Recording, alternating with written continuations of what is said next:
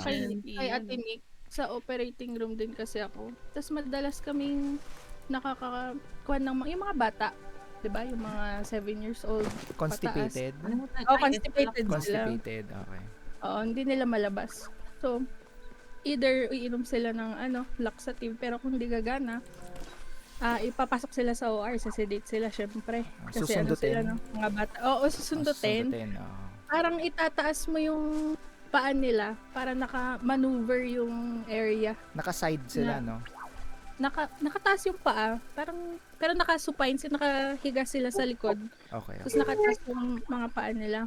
Tapos, one time, itong bata, grabe yung sakit niya. So, sinidate namin. Tapos yung nakatulog na siya. Ang tigas nung pinalpate yung sa may bandang niya. May bandang siya niya, ang tigas. So sabi nung surgeon, get ready, gano'n, nag-double glove na siya. Ni-ready na namin yung parang malaking syringe, nilalagyan ng tubig, ng oil, gano'n. Pa-flash. Ayun, flash na nila. Pinasok, gano'n. Nung pinasok, kinamay niyang gano'n, parang finger niyang gano'n. Hindi ko kasi mapakita eh. Parang huwag mo na pakita. Kinuwit. Ako na yung kwento mo. Ayun yung kinuwit niyang gano'n. O, diba? Pagkakuwit niyang gano'n, yung pinakamalaking doon, nakaharang, matigas siya. Tumanggal. Pagkatas nun, bumulwak. Oh! Oh my God. Syempre, yung naka-scrub nun, hindi siya nag-PPE. Naka-gown lang siya. Oh! Hindi nag-oh my Oh, gosh. yeah! Yung lang na gown. Sumabog. Tapos hindi pa siya face yung shield, hindi pa siya Oh my shield. God. Kasi sabi niya, simple lang to. Hindi, okay lang yan, malit lang naman siya. Ni, bumulwak sa kanya. Nag-spray? Boom! Oo, nag-spray sa may Oh, niya, sa mata niya. Oh, my God. Buti na lang, hindi siya nakanganga. Tapos, This syempre, kind. cloth lang yung diba? Cloth lang yung gown niya. Oo. Hindi tumagos hanggang sa damit-damit niya, ganun. Oo. So, anong ginawa niya? Nag-shower siya kagad? Nag-scrub out, naligo. Oo, ligo ka agad yun. Shit talaga. Dapat binuhusan mo na mismo dun sa pasto niya. Oo. Hindi mo na niliguan. May similar... Ang baho. May Tapos similar bawal kwento yung mong mom ko buksan eh. Ayan, ganyan. Bawal mong buksan yung mga bintana. Grabing baho. Naghalong Lysol tsaka amoy ng tae. Amoy ng poop. Yun lang. Tili Urasait. Good morning. May similar na kwento yung mom ko. Kasi yung pag-extract nila ng poop ng tao is may suction sila. Medyo high-tech kasi. Kaso yung suction na yun, kailangan takpan mo para hindi mag-leak. Yung isang nurse, nakalimutan niyang takpan nung nagsasuction sila isang beses. Bumulwak din sa buong OR. Ang hirap linisin nun. Ang baho. After nila mag-operating room, kasi lahat sila natalsikan. Wala, kain sila ng lunch sa kantin. Wala lang, parang wala lang sa kanila. Dapat hinintay natin si Bisky. Si Bisky ang masayang kakwentuhan sa kwentong Kadiri. Hindi na siya kakain. Lumipat siya siguro ng flat. Siguro. Oh gosh. Yan ang magandang topic natin for today. The most extreme you've experienced your work. Ha? Pinaka-extreme? Yung pala ang kain na... Yung mga extreme na nangyari sa inyo sa trabaho kaya sa school. Parang kunyari may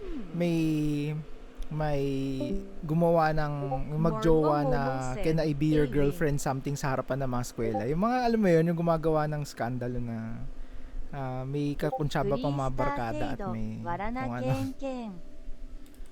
Tapos binasted sila. Ay, oo. Grabe yung mga yan. Yung gagawin niya in public tapos hindi siya sasagutin. Oh my God. Ay, diba saya tignan eh. Nakakahiya. Bisky, wala naman dito si Bisky. Hindi pa open yung wala chat si Bisky. niya. Oo nga. Then nag-restart siya. Nag-restart. Yung magandang kwento eh. Sa school nyo baka may ganun, may propose. Hindi nawawalan eh. Sa mall lang nakita ko. Sa mall, minita ka? Oo. Sa mall, sa gitna ng SM. Kasi yung SM Baguio. Diba yun? Malawak doon sa gitna. Oo, walang aircon yun pero malamig doon. As in, parang nagharana pa siya tapos Oh my gosh. Oh no. nakangiti pa yung babae, ganun ganyan, tapos biglang, Wala. ay, binasted. Binasta niya. Oh no. Yeah. Oh. Oh no. Tamang lakad lang kami, ganun. Na I'm second fine, Gwen Chana. 10. Gwen Chana. Okay sana kung Tili Urasait, ikaw Bibili. yung nahiya Oo, number. tama. Oo. Ikaw yung Hahaha. nahihiya yung Nakakahiya mga tao. naman, Wala, oh. oh my God, nakaganon-ganon sila. Gwen Chana ka talaga no. Kinsan. inalisan o Parang ano, nung ibibigay niya na yung flowers, biglang nahiya pa naman yung babae. Parang may ano pa rin siya. Yung respect pa rin. Hala, sorry, gano'n siya. Hindi, tapos nag-walk na siya. Oh god. yeah. Oh man. dapat niyapos na lang, tapos tsaka binulungan, sorry. True. Ginaya niya Oo. kasi yung ano, may na-post kasi sa Facebook nun na successful na proposal sa SM nun. After nun, ginaya after niya. a while, ginaya niya. Shucks. Tapos wala, nabasted. Oh my gosh. At least alam na niya na Diba? Mga ang ganda Ay. ng transition na no? Bulwark to busted. hmm. Ano pa? Ano pang kwentong ano nyo? Ikaw ba full work from home? O nagre-report ka sa office? Wala, full work from home.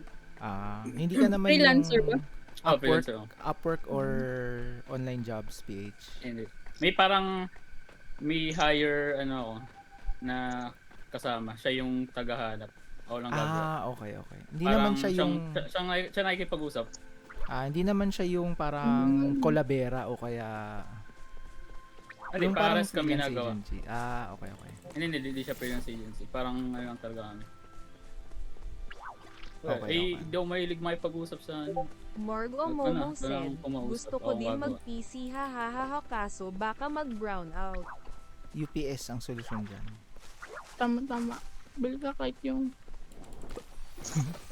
Bili ka power bank. ilang ano lang yun. Ilang Ilang segundo. Oh, Pag teka. nakuro, Pa-check mo yung PC mo, baka yung Tili heatsink mo Urasait, hahaha. Sa inyo nga ba, Margo, yung yung Ameco? baka yung thermal paste mo ay sira na. I mean, paso na. Kailangan mo palitan. O kaya, check mo yung CPU settings mo, baka naka-overclock ka. Ilang years ba o months bago magpalitan yung thermal? Ako usually 3 to 4 years. Kalasin mo na. Kalasin mo na Margo yung... Momong said, wait makalipat nga, maiba lang today hahaha. Kung wala kang thermal paste, pwede na Colgate. Pero bumili ka kagad ng thermal paste. Tanggalin mo na. Abo na yung thermal paste mo. Tapos ano yun, kung magbibuild kayo ng PC, huwag kayong sumunod sa trend na Tili Urasait, yung maawag ka sa thermal paste yung mo. ano yun yung Maglalakad detubig, nga yung yun. dehydro yung na heatsink.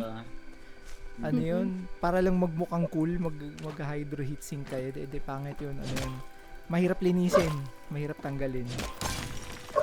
Magandang heatsink na lang na air-based. Yung, kuwari, kakain ka na, lagyan mo yung bowl ng kanin at ulam, tapos gusto mong mainit, tabi mo sa CPU. Naging Init heater. yun, oo. Ipasok mo yung ano, Sakin yung kape mo sa loob. yung fentas di mo lang umikot muka dengan air mata. Yun lang, bakit? Baka hindi nasusuplayan ng power yung isa. O kaya, sira. Alin yan? Yung Baka kanyang hindi nakakonect fan, yung- oo. Hindi nakakonect yung power supply. Hindi pares tayo. Hindi Kalitan naganisa. mo na yan, guys. Hindi natamad kasi ako buksan. Tanse. Bukas na nag-mansion, guys. Baka na huling linis ko dun sa CPU, hindi nabuhay. Hindi, ano siya, yung pinaka-fan sa harap, tatlo, tapos yung nasa gitna, hindi umiikot, gumagalaw-galaw lang siya. Pero hindi siya umiikot. Ayan na, si Pedro. Okay na. Nagka-problema yung audio device ko. Kakasabi ko ng wait. CPU Tingnan fan. natin. Hindi, ito kasi yung sa akin. Baka pares tayo ng pwesto Kaya ako, hindi nga ako kasali dito mag-cheer lang ako. Ay, malabo, pero okay lang yan. Biski may extra ka pa, baka pwede ako makisave leave.